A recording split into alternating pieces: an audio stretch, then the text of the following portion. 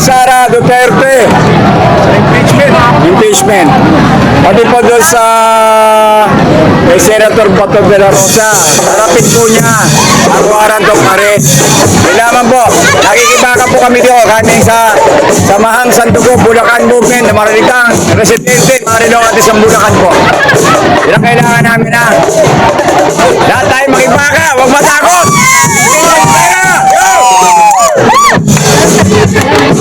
Sir, saan nakapula kayo, sir? Mga sanduko kami. Nakikipaka kami.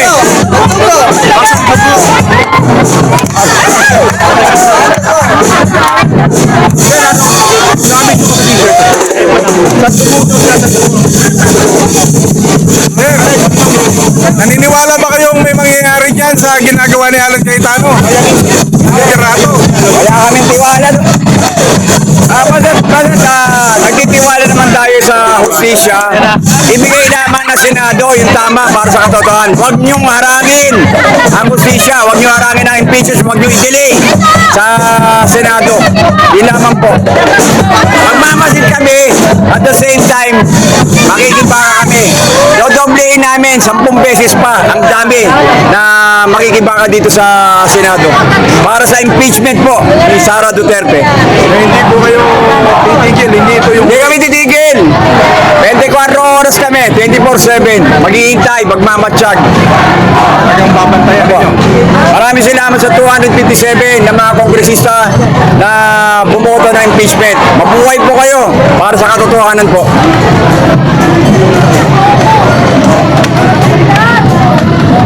Panawagan po ba kayo kay Vice Presidente at kay Senator Bato? Okay, Madam, alam niyo naman ang grupong Sandugo bumoto sa inyo. Kay Senator Bato de la Rosa, be man enough, woman enough. Huwag ko kayo doon sa hate. May krisis ang bansa natin, bumaba kayo, harapin ninyo ang hearing.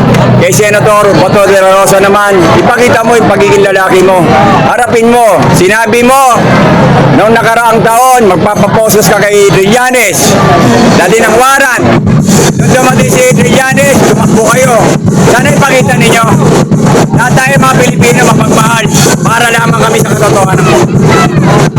Salamat po, salamat po.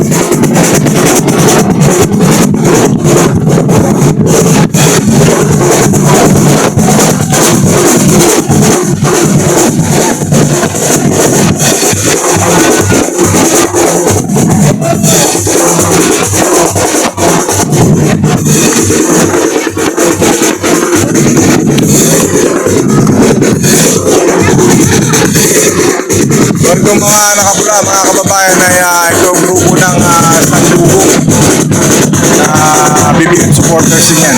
Group. Yan lang yung kanilang programa. Kaya yung mga pulis nakaharang at sa kabilang kalsada naman po ay Duterte supporters. Dito naman sa harap, itong mga nakaputi ay tinatawag nila kanilang sarili na mga batang Quiapo. Tapos ayun naman po yung gate ng Senado na inaharangan nila po ng hanay ng ating mga kapulisan.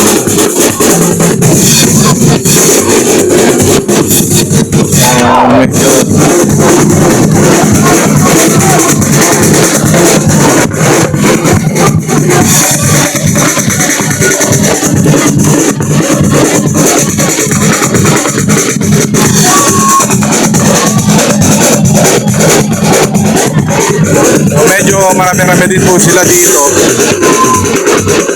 At wala pong nagsasalita, no? Maliban doon sa kanilang kasigaw kanina, kanilang mga chan. Pero dinadaan po nila sa ikangay banda ang kanilang programa.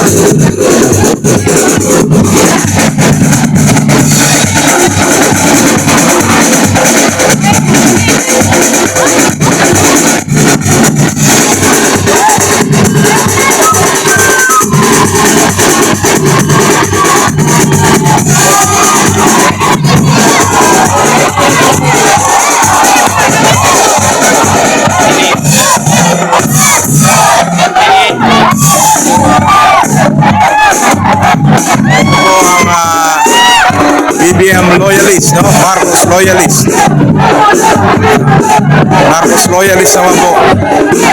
Pagkatapos po ng Pink Forces kanina, ito naman po ang pumalit ng Marcos loyalist. So, hindi po makapalag ang mga Duterte Forces, pero titingnan din natin mamaya doon kung anong lagay nila. No, at kanina talagang agresibo sila. Agresibo kaninang tanghali. So nagpa-party-party na po dito yung hanay ng Marcos loyalist. Ayan. Naganapan dito sa harap ng Senado. At sabi po ng BBM supporters ay babantayan daw po nila, no? Yung Senado o yung impeachment 24/7. Talagang labanan ito ng puwersa ng Marcos at Duterte.